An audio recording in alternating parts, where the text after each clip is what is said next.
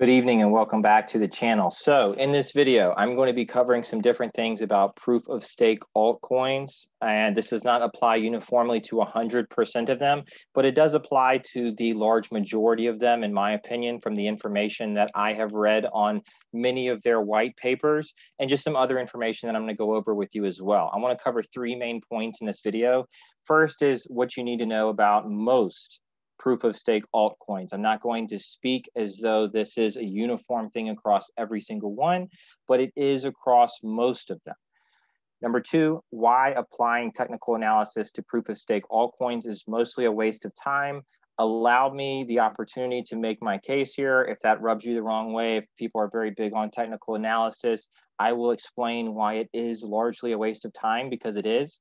And then three, my theory on suppressing market caps through liquidity pools, which is actually could be a very good thing depending on how it's really playing out behind the scenes. So none of this is financial advice. I'm not a financial advisor. Do your own research and make your own decisions. If anybody has any disagreements or anything, please feel free to comment in the comment section. Just try to provide some type of information. If I make a mistake here, or if you say, hey, what about this? Please feel free just to type that in the comment section, and I try to get around to all the comments that I can.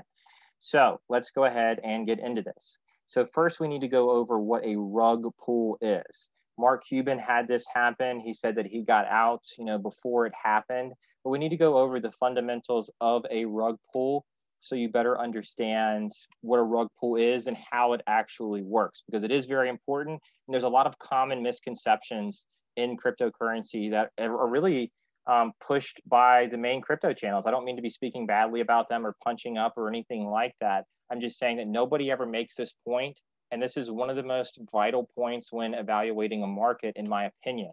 All right, this is my opinion. So this is from CoinMarketCap. What is a rug pull? A rug pull is a malicious maneuver in the cryptocurrency industry where crypto developers abandon a project and run away with investors' funds. So I'm just going to go down here. Once a significant amount of unsuspecting investors swap their ETH for the listed token, let's just say a new altcoin comes up, a new proof of stake altcoin comes up on your exchange, and you just forget about swapping Ethereum for it, that you just decide to buy it, right? Let's say it's 10 cents and you decide to put $500 into that altcoin, okay?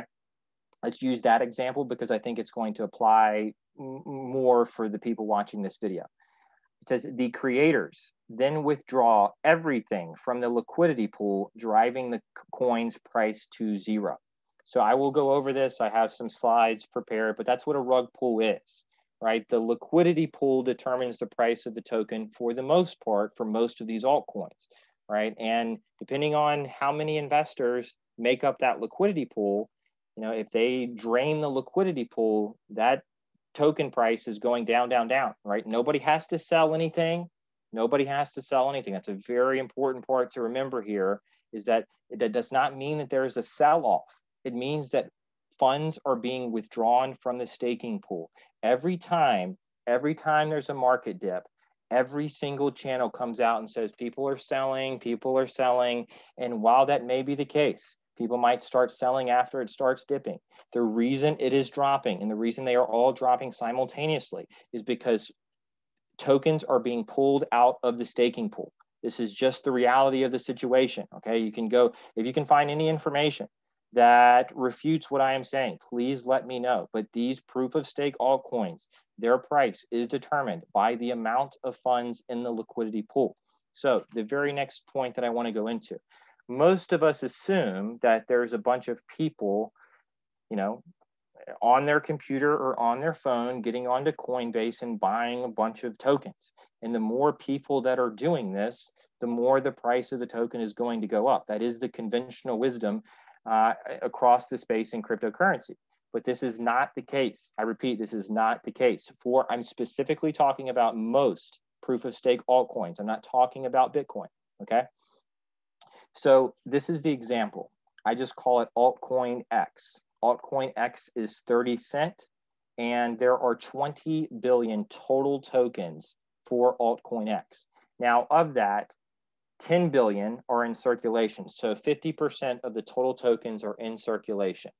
Now, of this 10 billion, 60%, so 6 billion, are being staked.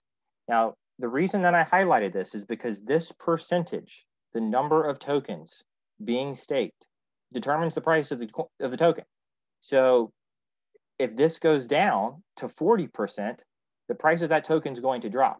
Okay. If it goes up and now all of a sudden 80% of the available tokens are being staked, the price of the token is going to go up.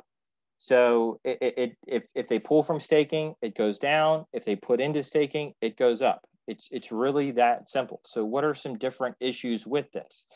Well, when we see an altcoin just screaming and just continuing to go up, up, up, up, up, up, up, what does that actually mean? That just means that larger investors, because me and you and the rest of us don't have the amount of liquidity and funds and altcoins, we don't have enough to be able to move the market, but larger investors do. So all that means is when you see something screaming up like that, that means large investors or one large investor has put a lot of their tokens, I just put cash right here because it was an easy picture to pull, are putting them into the staking pool.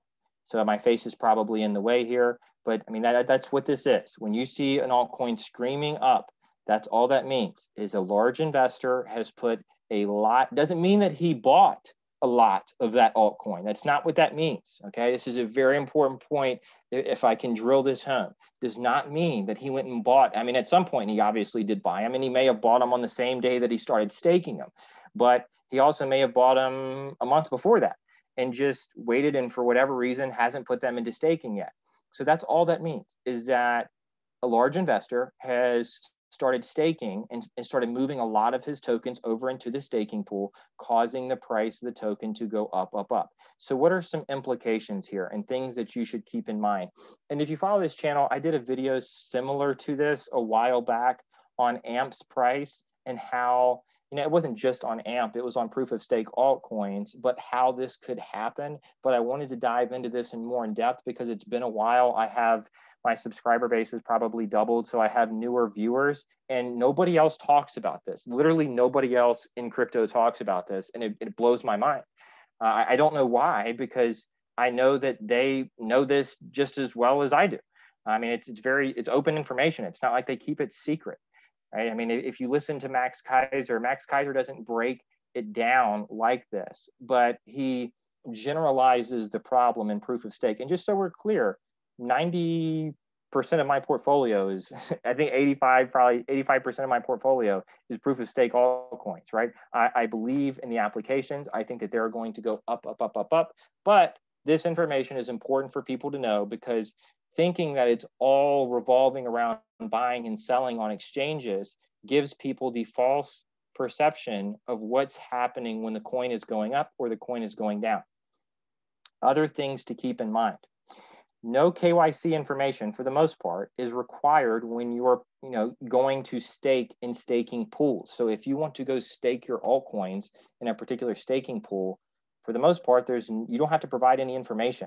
So what are some implications there? 3 or 4 people could own 90% of the staking pool, and they could just have 20 or 30 or 50 or 70 different wallets. But if you were to trace those wallets back, you could find that maybe they all go to the same 3 or 4 people. So that's, again, that's how a rug pull could happen. If a few large hands held the overwhelming majority of the staking pool, I mean, and nobody would know. How would they know? No KYC information is being provided on who actually owns these addresses. So how would they ever know if it was only a few different investors that owned the large majority of their staking pool? They wouldn't. Now, in this situation, that's actually a bad example because I put 90%. For the most part, many of these cryptocurrencies, the company that, let's just say AMP, Aave, Link, whatever you want to call it, whichever one you want to use, for the most part, part of their staking pool is let's say 20%, just an example, but 20% of them are just owned by AMP themselves or Aave themselves, or most of them have a set percentage that the cryptocurrency or the blockchain themselves puts their own tokens in, like they have a certain amount of tokens set aside for the foundation or for the company, and they put those into staking so it can only go down so far as long as they leave their own tokens into the staking pool. So, but everything outside of that could just be a few different investors, could have the overwhelming majority of everything outside of what the foundation or the company put in the staking pool, just to make sure that there is a minimum amount of liquidity in there. Other things to keep in mind. There are vague guidelines around time limits for withdrawing. So if you go and read some of these white papers, some may say like 3 months, some may not say anything, and some may say like 2 weeks, some may say 6 months. It's all dependent on the blockchain themselves. Every single one has different guidelines and protocol for how long you have to stake, when you can withdraw, and so on and so forth. Some have really no guidelines. You can just withdraw whenever, from what it seems to me when I have read many of these white papers. So if you could get around this very easily, though, through a few different large investors having multiple different wallets. Okay, pumps and dumps. This is maybe the most important part here. More or less, I'm not going to say they are entirely dependent on it, right? Because I'm going to go back to my previous example because I want to go over something with that. But pumps and dumps, more or less, are just large investors depositing and withdrawing tokens into staking. And that is why this largely negates technical analysis. Because, I mean, for people to be sitting there and going through the day-to-day movement, when all it would take for a massive jump up or a massive jump down is just for a whale to put a bunch of tokens into staking, nobody has to buy, nobody has to sell. This is all that has to happen for massive price movement, whether up or down, depending on if they're putting funds in or taking funds out. So what good does it do? And I'm not saying it's completely worthless. Like, I still look at some technical analysis to see if it's traveling within a channel or to see support and resistance so I can dollar cost average accordingly. But outside of that, I disregard it, because if the price of the tokens can be manipulated this easy, and they can be, and it is what it is. This is how things are set up. This is not like, oh, I'm not trying to spread FUD. I'm just saying this is the reality of the situation. So we should all just be thinking about this and have a realistic perspective of what is going on when these tokens are going up and down and all over the place. So what good does it do to sit there and watch somebody do technical analysis on a proof of stake altcoin when whales own 60% of the staking pool and can push it up or push it down one way or the other like that?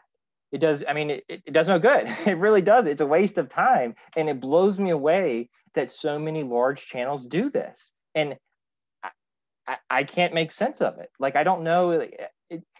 I can't make sense of it. I don't know if they are just doing this for views because they think it adds legitimacy to their channel. I'm not saying technical analysis is not, is completely worthless, but in this scenario, it is largely worthless. And I mean, if this is what the price is dependent on, I mean, so I just wanted to make that point because I think I have wasted a lot of time watching a lot of worthless, absolutely worthless, no value added videos on technical analysis that are just, well, it might do this, but it might do that, and it might do this, and I don't know, and blah, blah, blah, blah, blah, blah. All right, back to the bullet points here. Once crypto mainstreams, this is very important, the liquidity pool will need a minimum amount to be operational. So let's say it's Aave, for example, and Aave has, let's say, $1 billion worth of loans that it gives out every day on average, right? So that it would need to maintain a minimal amount. See, right now, very few people, for the most part, are on a lot of these platforms, relatively speaking to the entire 7-8 billion population, right?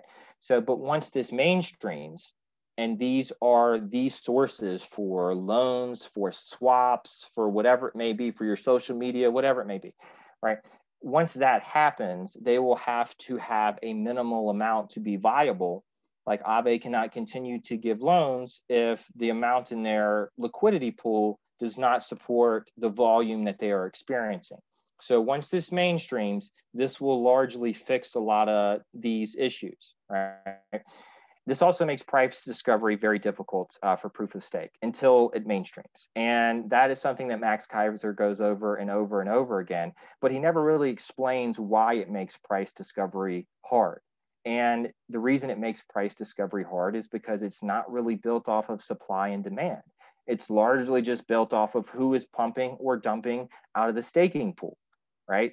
So, I mean, it's entirely left up to a select few whales to determine if they're going to pump a particular coin today or pump the market today, or if they're going to dump it. Now, for the most part, what they do is they pump or dump these coins with whatever is going on with Bitcoin. And that's what they have been doing for the most part since I've been in for the last few months. But that will change over time, and it's even changing right now. You're starting to see, you know, like one day it's XRP, and then it's Cardano, and then it's Solana, and then it's Theta, and then it's Phantom just exploded today, and I smacked myself for not putting a position in last week when I was looking at it, because I was like, well, it's already gone up a little bit. I'm going to wait till see it come back down. And now it's up to like in the 80s or 90s or something like that. But that is just a large whale putting a bunch of those tokens into the staking pool, causing the price to go up, up, up. Even if no one sells, okay, the price can go down through withdrawing from staking. And in most cases, that is why the price goes down. Okay, this is so important because so many new investors panic sell because the price dumps. And that's simply just people removing funds from staking. Why would they be doing that other than to create instability in the market, right? There's not a whole lot of reason for them. That doesn't mean that they sold. That just means that they pulled their tokens out of the staking pool. Now, they may have also sold, but that's not a definitive. What is a definitive is they came out of the staking pool, right? Whether or not they sold those tokens after that is really an uncertainty, unless there's more data to be able to show that. So very important. So this is my, okay, let me go back to something else here, because this will largely fix this problem over time. So Altcoinx. Now, let's just say that at 10 billion tokens in circulation, it's only half. Let's just say this gets up to 100% of the tokens are being staked, right? So does that mean that the coin's going to be maxed out at that price and it can never go higher? No, because there's still an additional 10 billion tokens left to come out. But let's say that after all 20 billion tokens are out, let's say that just, and this would never happen, but let's just say that it did, that all 20 billion tokens, everybody who owned Altcoinx staked their Altcoinx, and 100% of the available tokens were in the liquidity pool being staked. In that particular scenario, I assume, and I haven't read anything in any white papers that would tell me any different, or that would even tell me that this is the exact way that it would play out. But let's say that all 20 billion are out in circulation and 100% of them are being staked, right? So the price would be something. At that point in time, what I would assume is that at that point, it would come down to supply and demand and how many buyers you had versus how many people were willing to sell. And at that point, it would come down more to legitimate, you know, supply and demand price discovery, but only in that scenario. Because as long as there is not 100% of the available tokens in the staking pool, that's the staking pool is going to determine the price of the token, not supply and demand. Okay. So this is my theory on this. Through this process, it would be extremely, extremely difficult to tell if the market is overvalued or undervalued. Okay. If $1 billion was invested into 5 different altcoins, right? Let's just say that these are all proof of stake and the price of the token is all, I mean, I just picked 5 because these were just the easiest 5 that were right there. Let's just say that all of these are in fact proof of stake altcoins that are, the price is determined based on how many of the tokens are being staked, okay? Again, I'm not saying this applies uniformly across the board for all, but I am saying that it applies for most of them, over 50%, well over 50%. So a whale invests $1 billion into 5 different altcoins, buys $1 billion worth of, you know, 5 different altcoins. But he simultaneously already had, you know, staking positions in all of these altcoins and dumped them and dump the price lower after he put his money in, or it could even be, you know, let's just say before, you know, allowing himself to get a much better price, but he could put this billion in and then dump the price of it, or do that simultaneously to make that billion all of a sudden turn into 500 million, causing the market cap. So even though there's $1 billion that just came in, if they manipulate the staking pool, it's going to bring the overall market cap of the crypto market down. So it's not truly reflective of how much money is actually coming in. They're just manipulating the staking pool and kind of hiding exactly how much money is coming into the market, if that makes sense. I don't know if that makes sense or not, but it makes sense to me. And I think that it could go either one way or the other. So if $1 billion was invested into 5 different altcoins, but those same investors simultaneously withdraw from staking pools, that 1 billion could appear like 300 million. Now, why would they want to do this? Well, I mean, you know, I don't think that they're super interested in having this market completely explode. And right now, for whatever reason, and all the chaos and confusion that's going to come with that, I do think the market is going to pump very heavily as soon as they get to the point to where they can no longer suppress the price of Bitcoin and Ethereum. Once we get to that point, I think that they're just going to bite the bullet and they're going to go ahead and pump everything else. But it would make sense for them to do this. Would keep things off the radar. This would allow them to take their funds from one system and put them into the other system without setting off a bunch of red flags and without it making it so obvious what was happening. Because my theory is that the big money, the whales, the people who run this country and the world have been moving their money over into cryptocurrency for years. And they've been able to hide that for the most part through manipulating these liquidity pools to hide exactly how much money is coming in. Now, reversely, this could also work in the reverse, and somebody could put in $1 billion and then pump the liquidity pools and turn that same 1 billion into 3 billion within a day. So making it seem like there's more money in the market than there actually is.